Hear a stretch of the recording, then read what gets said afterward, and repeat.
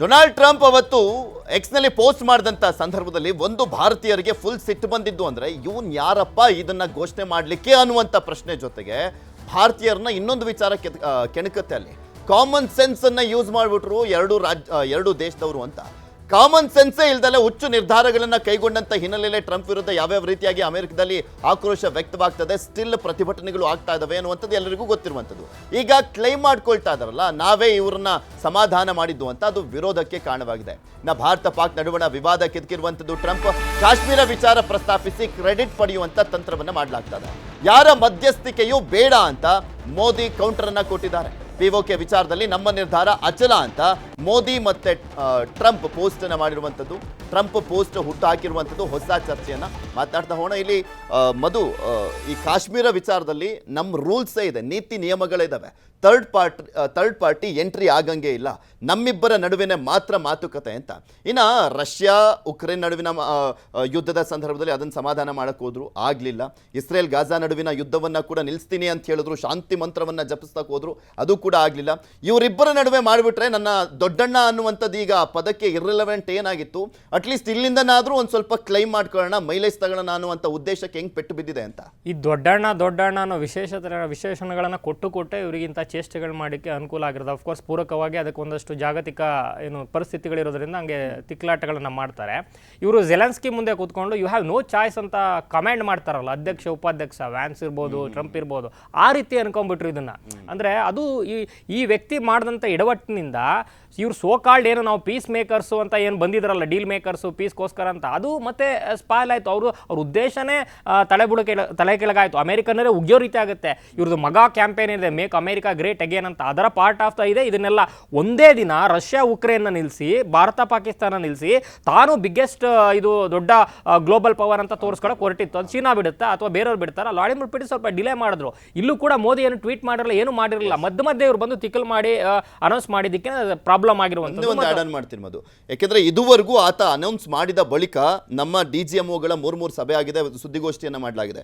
ಇವನ್ ನಮ್ಮ ರಕ್ಷಣಾ ಸಚಿವರು ಕೂಡ ಮಾತನಾಡಿದ್ದಾರೆ, ಇವನ್ ನಮ್ಮ ಕೇಂದ್ರ ಗೃಹ ಸಚಿವರೆಲ್ಲ ಒಂದೇ ಒಂದು ಬಾರಿನೂ ಕೂಡ ಅಮೆರಿಕ ಮಧ್ಯಸ್ಥಿಕೆ ವಹಿಸಿ ಇದನ್ನ ತೀರ್ಮಾನ ಮಾಡ್ತು ಅಂತ ಎಲ್ಲೂ ಹೇಳಿಲ್ಲ. ಯಾಕೆ ಹೇಳಬೇಕು? ಯಾಕಂದ್ರೆ ಫ್ಯಾಕ್ಟ್ ಬೇರೆ ಇದೆಲ್ಲ, opinions may not be fact. ಆಯಪ್ಪ ಅಲ್ಲಿ ಕೂತ್ಕೊಂಡು ಏನು ಟ್ವೀಟ್ ಮಾಡಿದ ಮಾತ್ರಕ್ಕೆ ಅಥವಾ ಎಕ್ಸ್ಪೋಸ್ಟ್ ಹಾಕಿದ ಮಾತ್ರಕ್ಕೆ ಗ್ರೇಟ್ ಆಗ್ಬಿಡಲ್ಲ. ಆಮೇಲೆ ನಮ್ಮವ್ರು ಕ್ಲಿಯರ್ ಆಗಿ ಕೊಟ್ಟಿದ್ದಾರೆ ಮೆಸೇಜು, ಯಾವ ಥರ್ಡ್ ಪಾರ್ಟಿನೂ ಬೇಕಾಗಿಲ್ಲ ಸ್ವಾಮಿ. ಕಳೆದ ಒಂದು ದಶಕದಲ್ಲಿ ನಮ್ಮ ಫಾರಿನ್ ಪಾಲಿಸಿಯಲ್ಲಿ ಗ್ಲೋಬಲ್ ಅಜೆಂಡಾದಲ್ಲಿ ಕಾಶ್ಮೀರ ಅನ್ನುವಂಥದ್ದು ಇಲ್ಲವೇ ಇಲ್ಲ.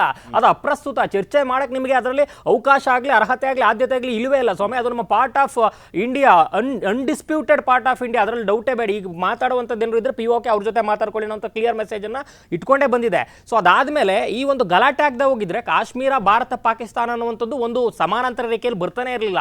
ಇವ್ರಿಗೆ ಎಷ್ಟು ಇದಿದೆ ಅಂದರೆ ಅಮೆರಿಕಾಗೆ ಇರೋದು ಎರಡೇ ವ್ಯವಸ್ಥೆ. ಒಂದು ಡಿಫೆನ್ಸ್ ಎಕ್ಸ್ಪೋರ್ಟು ಎಲ್ಲ ಕೊಟ್ಟುಬಿಟ್ಟು ಯುದ್ಧಗಳನ್ನು ಮಾಡಿಸಿ ಆಮೇಲೆ ಸಂಧಾನ ಮಾಡೋ ಥರ ನಾಟಕ ಆಡೋದು. ಇನ್ನೊಂದು ಯಾವುದೇ ರಾಷ್ಟ್ರದ ವ್ಯಾಪಾರ ವಹಿವಾಟಕ್ಕೆ ಬಳಸುವಂಥ ಡಾಲರ್ ಮಧ್ಯಸ್ಥಿಕೆ.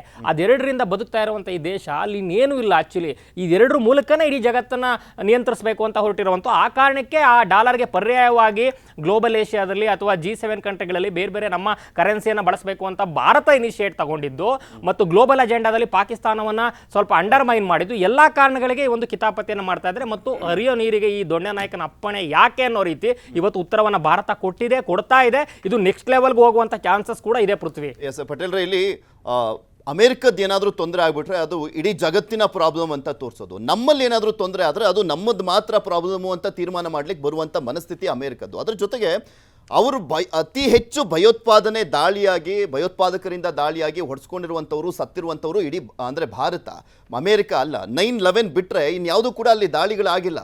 ಆದರೆ ಈಗ ರೆಸ್ಪಾನ್ಸಿಬಲ್ ತಗೊಳ್ತಾರ ಅವರು?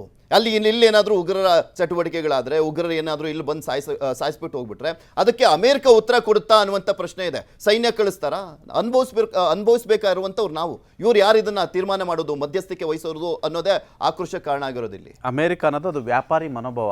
ಅಮೆರಿಕ ಇವತ್ತು ಉಗ್ರವಾದನ ಪೋಷಣೆ ಮಾಡಿ ಅದೇ ಉಗ್ರವಾದದಿಂದ 9/11 ಪೆಟ್ಟು ತಿಂದಂಥದ್ದು ಕೂಡ ಅಮೆರಿಕ. ನಿಮಗೆ ಗೊತ್ತಿರ್ಬೋದು, ಅಫ್ಘಾನಿಸ್ತಾನದಲ್ಲಿ ಉಗ್ರರನ್ನ ಬೆಳೆಸಲಿಕ್ಕೆ ಕೂಡ ಕಾರಣ ಆಗಿದ್ದಂತೂ ಇದೇ ಅಮೆರಿಕ. ನಿಮಗೆ ಅಮೆರಿಕ ಅಂತ ಅಮೆರಿಕ ತನ್ನ ರಕ್ಷಣಾ ಪರಿಕರಗಳನ್ನು ಸೇಲ್ ಮಾಡಲಿಕ್ಕಾಗಿ, ಅದನ್ನು ವ್ಯಾಪಾರ ಮಾಡಲಿಕ್ಕಾಗಿ ಅಲ್ಲಲ್ಲಿ ಅದು ನಿಮಗೆ ಒಂದು ಕಡೆ ಬೆನ್ನಿಗೆ ನಿಂತ್ಕೊಳ್ಳೋದು, ಮತ್ತೊಂದು ಕಡೆ ವಿರುದ್ಧ ಮಾಡುವಂಥದ್ದು, ಈ ಕೆಲಸವನ್ನು ಪದೇ ಪದೇ ಮಾಡ್ತಿರ್ತಕ್ಕಂಥದ್ದು.